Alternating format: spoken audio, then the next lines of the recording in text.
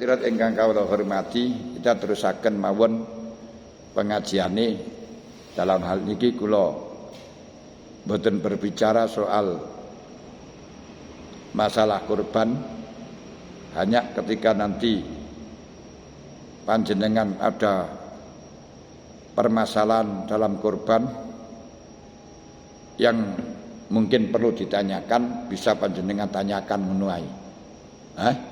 Kula mboten jelasaken bagi kurban secara detail, mboten usah. Lek panjenengan kan wis balak-balik ta mboten nika. Nah, cuma kalau panjenengan perlu bertanya, nanti apa itu namanya tanyakan. Kalau bingung membagi pada waktunya, silakan datang di tempat saya, nanti saya bantu membagi. Lek bingung bagi to ya. Lha kapan penat.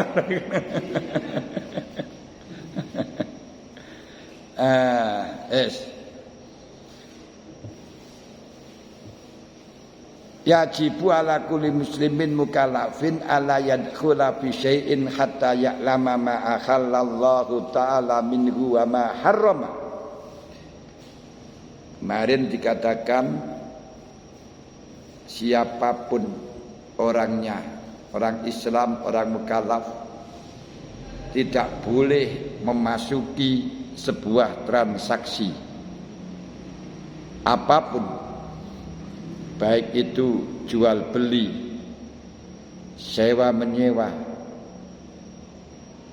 pernikahan, pinjam, bersekutu, pokok bisnis dengan siapapun, sebelum mengetahui legalitas hukumnya, ini halal atau tidak, mana yang dihalalkan, mana yang diharamkan. Karena kalau tidak, kita akan makan barang riba, baik halal, baik mau atau tidak mau, ridho atau tidak ridho. Kenapa? Karena Allah Ta'ala telah menekankan kita melalui lesannya Nabi Muhammad, memerintahkan kita melalui lesannya Nabi Muhammad dengan bermacam-macam syarat, bermacam-macam rukun, bermacam-macam qaid yang harus kita jaga, yang harus kita lindungi dalam rangka untuk memutuskan tali persengketaan. Tali persengketaan. Baik kita paham apakah perintah tersebut munasib, sesuai atau tidak sesuai. Ini dalam rangka untuk beribadah, kita harus melaksanakannya. Tapi jangan berhenti, harus kita harus kita buka tentang makna yang munasib, makna yang serasi atau hikmah yang kemudian kita jadikan akhlak. Wa qad akhallallahu al-bai'a wa harrama riba. Allah Ta'ala telah menghalalkan jual beli dan mengharamkan barang riba dan sesamanya, yakni yang dilarang di dalam syariat. Giniku yang didhawuhna kali Allah Ta'ala, alladzina ya'kuluna riba la yakumuna illa kama yakumul ladzi yatakhabbatu asyaitanu minal mas. Dzalika bi annahum qalu innamal bai'u mislur riba wa ahallallahul bai'a wa harramar riba. Allah Ta'ala dawuh, orang-orang yang makan barang riba tidak akan pernah bisa mampu melaksanakan perintah, tidak akan pernah mampu berdiri untuk melakukan perintah, kecuali seperti halnya orang yang kesetanan. orang yang berdiri karena kesetanan, yaiku wong sing mabuk, kama yakumul yaziyakmati syaitan minal masih, gak konsentrasi, gak mikir, gak fokus. Kenapa? Karena mereka mengatakan innamal bai' mislu riba, bai' itu sama dengan riba. Artinya orang yang makan barang riba berarti makan barang haram. Ini akan berakibat tidak mampu untuk melaksanakan ibadah, gak kuat tahajud, gak kuat sholat, gak kuat poso. Loh, kenapa kok gak kuat? Karena innallaha thayyibun la yaqbalu illa thayyiba. Allah itu bagus, Allah itu suci, tidak pernah menerima kecuali orang-orang yang suci. Kesuciannya Allah bisa dideteksi, bisa dilihat. Orang-orang yang tidak punya wudu yang disebabkan hadas kecil saja, itu tidak diperbolehkan untuk menyentuh kitabnya. Niku saking sucine Gusti Allah. Padahal wong kentut, wong bersentuhan dengan wanita niku gak sampai haram lewat bojone. Tapi kenapa dan mengapa di situ sampai dilarang menyentuh kitabnya? Orang-orang yang junub tidak diperkenankan untuk masuk ke rumahnya kecuali sudah mandi. Nah, ini kesuciannya Allah. Apalagi orang-orang yang makanannya jelas dilarang oleh Allah, panganannya barang haram, maka tidak akan pernah diperbolehkan untuk mendekatkan diri. Bukti tidak diperbolehkan, tidak pernah diundang dan tidak pernah diberitahu. Ini gara-gara makanan. Maka di dalam makanan kita diperintahkan untuk menjauhi dari 3 hal. 1, barang haram sudah jelas. Al-lahmu an-nabitu minal haram fannaru aula bihi. Daging yang tumbuh dari barang haram sinyalnya akan selalu ke neraka. Berarti orang yang panganannya barang haram itu nanti sinyalnya akan selalu ke neraka. Maka jangan percaya kalau ada orang minta nomor, ada orang ingin melaksanakan judi, bagaimana biar menang hanya 1 kali karena untuk membayar hutang pribadi, dan nanti akan berhenti, tidak akan pernah terjadi. Tidak akan pernah terjadi. Kadang itu kok, ini kadang ini gayo, jaluk nomor pun tangi kron menang sepisan mawon, damel nyaur utang terus perai, gak mungkin hal itu terjadi. Kenapa? Karena Allahmu an-nabi itu minal haram, kalau sudah menang ingin terus. Dan gak mungkin kalau sudah menang terus bayar utang, tidak bisa. Masih digunakan membeli lagi nanti kalau sudah menang saja yang belakang. Dikira bisa diprogram. Akhirnya sampai keteteran. Niki Allahmu an-nabi itu minal haram fannaru aula bihi. Berarti kita tidak bisa untuk makan barang haram yang kemudian kita akan bisa melaksanakan ibadah, gak bisa. Gak ada ketenangan di dalam jiwa. Sudah banyak yang saya ceritakan seperti halnya Ibrahim bin Adham yang wiridannya sholat setiap harinya 1000 rakaat hanya gara-gara kurma 1 yang masuk pada wadahnya tidak dikembalikan. Akhirnya satu malam tidak ditimbali oleh Allah, tertidur. Ketinggalan sholat sing biasa 1000 rakaat lu kuyuk ngoten. Masya Allah, ini luar biasa pengaruhnya makan barang haram. Dan Allah Ta'ala mengatakan juga Innal ladzina ya'kuluna amwaral yatama dzulman innama ya'kuluna fi butunihim nar.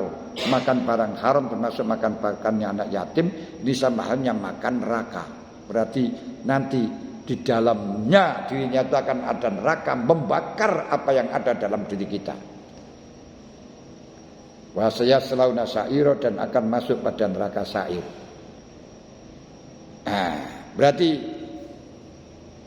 dalam satu ibadah, pesan-pesan ibadah, kita tidak boleh makan barang haram, tidak boleh menzalimi kepada orang lain yang nanti khawatir masuk neraka. Logikanya jangan menyakiti kepada orang, jangan merugikan kepada orang lain. Di sini jadikan akhlak keseharian, jangan sekali-kali kita menyakiti kepada orang lain, merugikan kepada orang lain. Karena ancamannya neraka dan mungkin kita nggak akan bisa tenang hidup di dunia. Jangan sekali-kali merugikan kepada orang lain. Berarti yang jujur.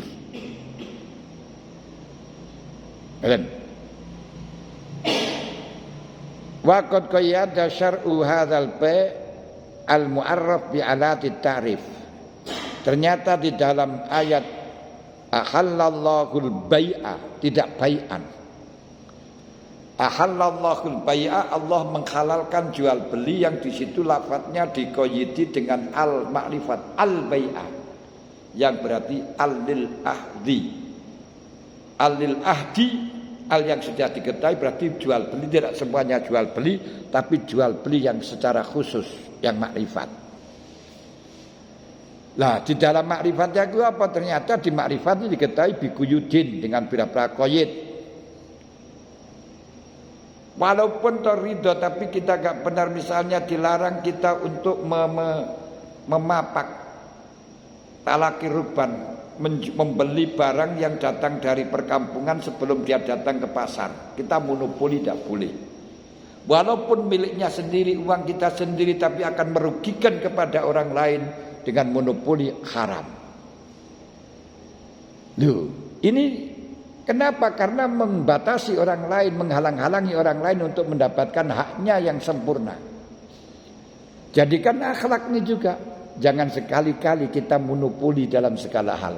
Berilah kesempatan orang lain. Mulai nang jalan barang sempat monopoli nang di tengah-tengah diselip pak gelem kan iki. Haram itu juga monopoli karena jalan itu milik semuanya orang. Lha ngoten lho. Kita kembangkan di dalam masalah semacam itu. Dan ternyata di Indonesia niki pasar yang begitu hebat, tidak boleh monopoli khususnya dalam 3 hal. Apa 3 hal niku? Salah satu tastarikum minhan nas. 3 hal niki miliknya manusia semuanya, tidak boleh memonopoli sama sekali. Apa? An-nar, bahan bakar. Bahan bakar tidak boleh dimonopoli memang untuk semua. Bahan bakar nar niku meliputi beraneka ragam macam. Gas. Kemudian minyak tanah. Minyak niku semuanya. Dan batu bara dan sebagainya. Ini bahan bakar semuanya, ini tidak boleh dimonopoli. Tapi di Indonesia itu yang menguasai katanya hanya 30 orang yang bisa menentukan harga minyak naik dan turun ya ini. Sampai pemerintah pun kalah. Sampai minyak protek harganya yang tidak wajar, pemerintah ya bingung mencari benang kusutnya. Nah, niku. Kedua, air. Tambang. Air, tempat air, sumber air. Ini semuanya milik orang, milik Allah. Dan tidak boleh dimonopoli oleh siapapun. Yaitu pembangkit listrik. Niki gak boleh dimonopoli. Long sungai dibangun sendiri dan orang lain tidak boleh lewat, harus dimiliki dhewe karepe piye. Sungai itu miliknya masyarakat semuanya dan kalau kita ambil juga harus digunakan untuk umum. Sekarang sudah dimonopoli dari air tersebut hanya diambil oleh perusahaan dan selainnya dari perusahaan dijual seperti ini. Segini kalau dia mengambil sendiri dari sini 1.000 atau 2.000, Masya Allah, milik kita.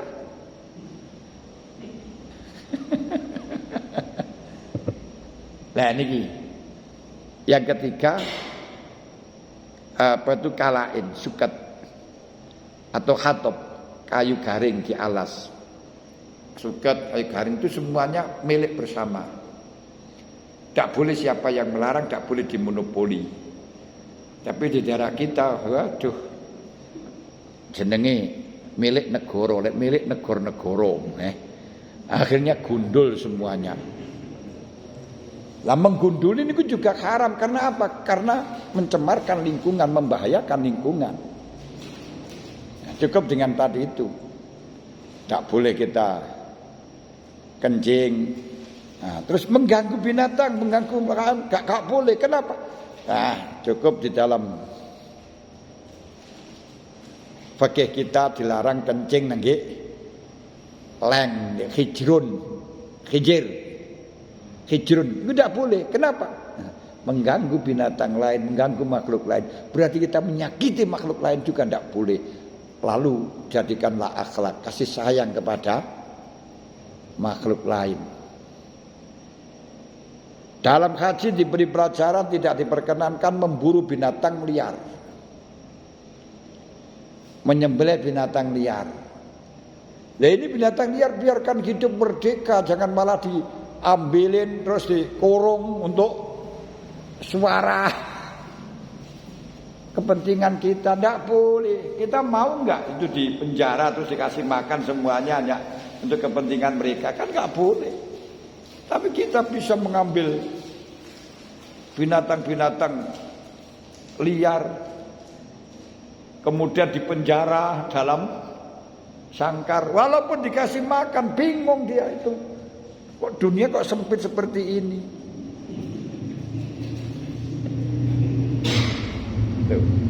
Dan yang dilarang itu binatang liar. Kenapa? Binatang liar itu sudah tidak mengenal. Jadi biasanya hidupnya hidup yang jauh. Kalau bukan liar tidak apa-apa.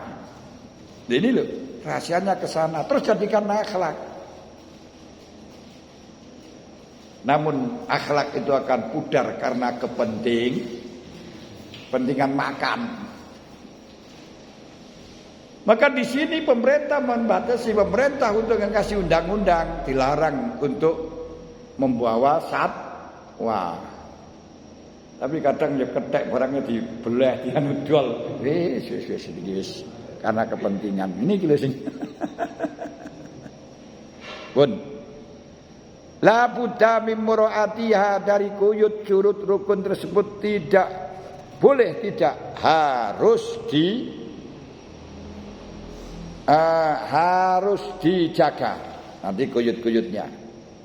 Wa illa akala riba sya'am apa. Kalau kita tidak mau menjaga syarat dan rukun itu, akan terjebak di dalam makan riba, baik kita mau atau tidak mau, setuju atau tidak setuju. Kenapa? Karena orang yang tidak tahu mana yang salah, mana yang benar, kalau kita masuk akan terjerumus di dalam kesalahan. Murah ngerti kok, Wa qad qala Rasulullah sallallahu alaihi wasallam, at-tajir as-sadiq yuksaru yaumal qiyamah ma siddiqin wa syuhada. Masyaallah, luar biasa nih. Pedagang yang jujur nanti di akhirat akan dikumpulkan bersama orang-orang yang siddiqin. Masuk Abu Bakar, orang yang jujur lahir batin, dan dikumpulkan dengan syuhada. Kenapa pedagang saja kok dikumpulkan dengan syuhada, orang mati syahid? Padahal orang mati syahid itu jelas orang yang perang. yang dipertaruhkan nyawa. Wa ma yakunu dzalika wa ma zaka illa li ajli ma yalqahu min mujahadati nafsihi wa hawa wa min qahrihi ma ala ijra'il uqud ala ma marra ala ma amarallahu ala ma amarallah. Tidak ada lain janji yang berlebihan terhadap orang dagang sampai akan dikumpulkan dengan orang mati syahid, karena orang dagang tersebut telah memerangi dirinya, memerangi nafsunya untuk melakukan transaksi sesuai dengan apa yang telah diperintahkan oleh Allah. Giniku jangan sampai menzalimi seseorang.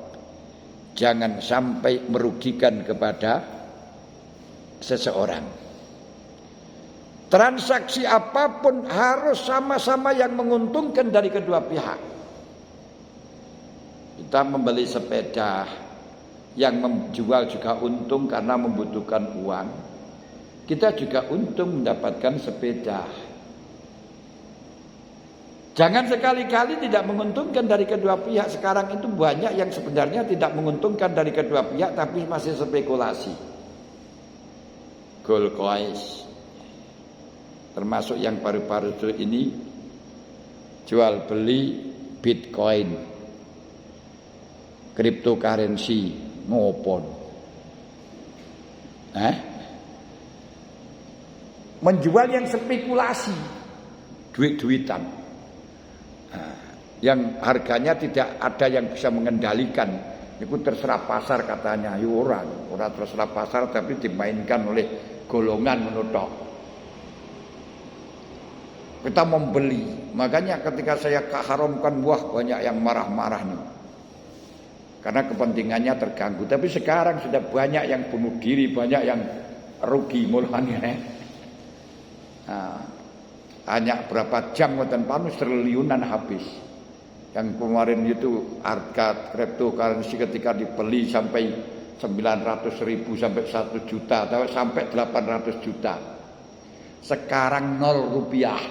Mulane akeh sing ceblok bunuh diri. Loh, ngeten iki oleh semacam itu, karena itu tidak saling menguntungkan tapi hanya menginginkan sesuatu yang spekulatif. Enek auto gajian. Kita menyumbangkan uang 1.500, 1,5 juta. Nanti akan mendapatkan, kalau gilirannya mendapatkan 150 juta.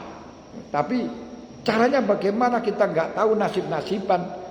Nah itu berarti nggak saling menguntungkan.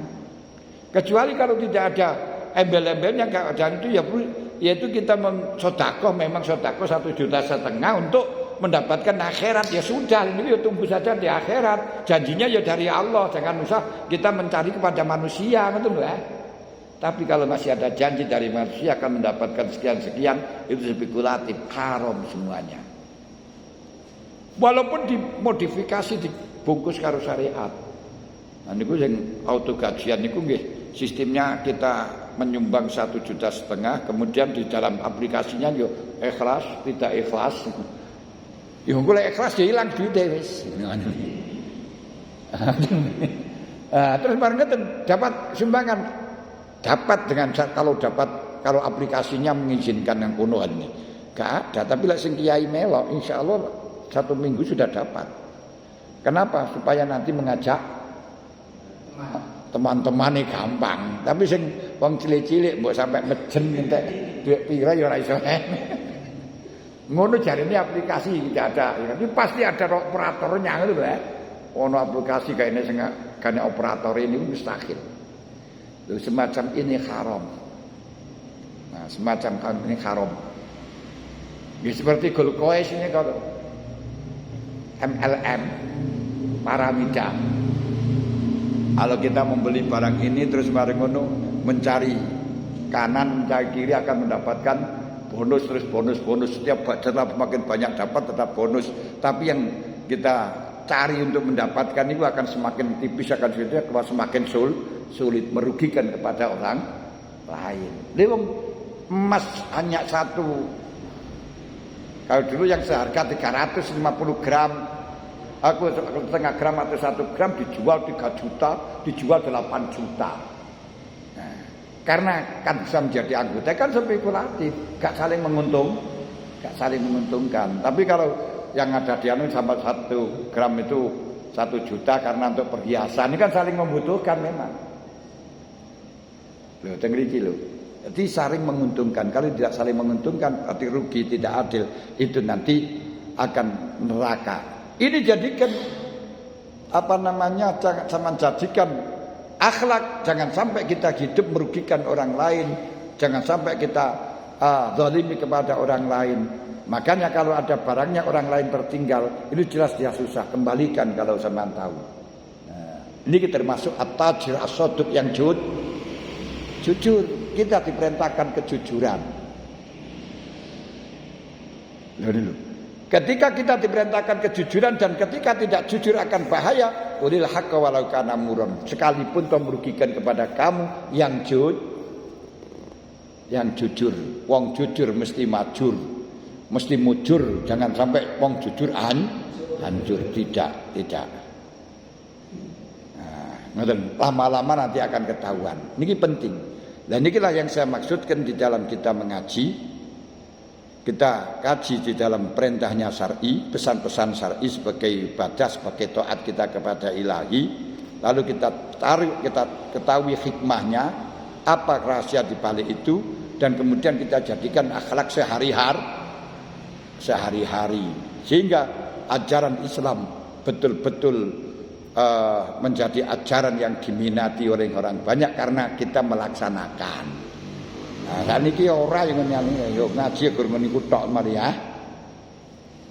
Pun niki jam 9. Lek nek sing tekokno monggo.